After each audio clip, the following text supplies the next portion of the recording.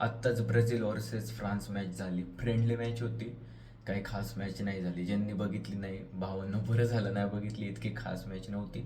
पण ह्या मॅचमध्ये 2 गोल आले फ्रान्सकडनं. पहिला गोल एम्बाप्पेने मारला, त्याच्यानंतर एकीटिकेने दुसरा गोल मारला. दोन्ही पण चिप गोल होते आणि ब्राझीलने 1 गोल मारला. वन मॅन डाऊन फ्रान्स असून सुद्धा ब्राझीलला फ्रान्सला हरवता आलेलं नाहीये. अँशेलॉटीने जो फुटबॉल आज खेळवलाय, मला नाही वाटत की वर्ल्ड कपमध्ये ब्राझील खूप भारी करणार आहे.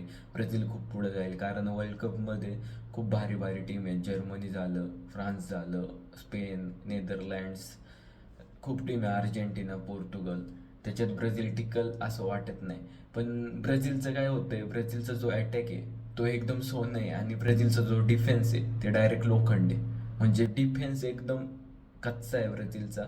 आज जो अटॅक होता आपल्या फ्रान्सचा, त्या अटॅकने तरी कमी गोल मारले. त्यांनी तर फ्रेंडली मॅच होती म्हणून सोडले असं वाटत होतं, कारण ज्या पद्धतीने ब्राझीलचा डिफेन्सिव्ह मिस्टेक होत होते त्यांच्या, खरंच एखाद्या म्हणजे नॅशनल टीमचा डिफेन्स इतका खराब आहे तो पण ब्राझीलचा वाटलं नव्हतं.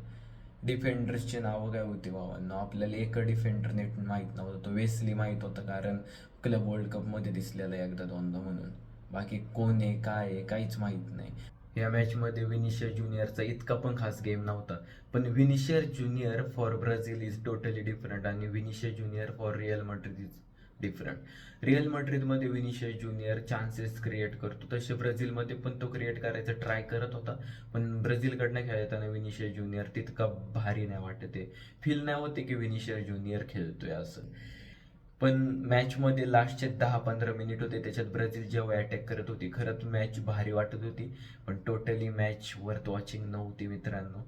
आणि ब्राझीलकडून ही अपेक्षा नाही आहे. फ्रान्स तर टाइमपास म्हणून खेळली असं वाटलं. ब्राझीलने थोडं इम्प्रूव्ह करायची गरज आहे, नाहीतर वर्ल्ड कप सहज हातातून निघून जाईल. पण आणि जो अटॅक येत होता ना आपल्या ब्राझीलचा, तो ट्रान्झिशनल प्ले त्यांचा थोडाफार चुकत होता. त्यातल्या त्यात ब्राझीलचा जो अटॅक येत होता त्याच्यामध्ये नेमार कुठं ना कुठेतरी पाहिजे भावांनो. नेमार शिवाय आहे ना ब्राझील कम्प्लीट टीम वाटत नाही. मला तर नाही वाटत. तुम्हाला काय वाटते कमेंट सेक्शनमध्ये सांगा.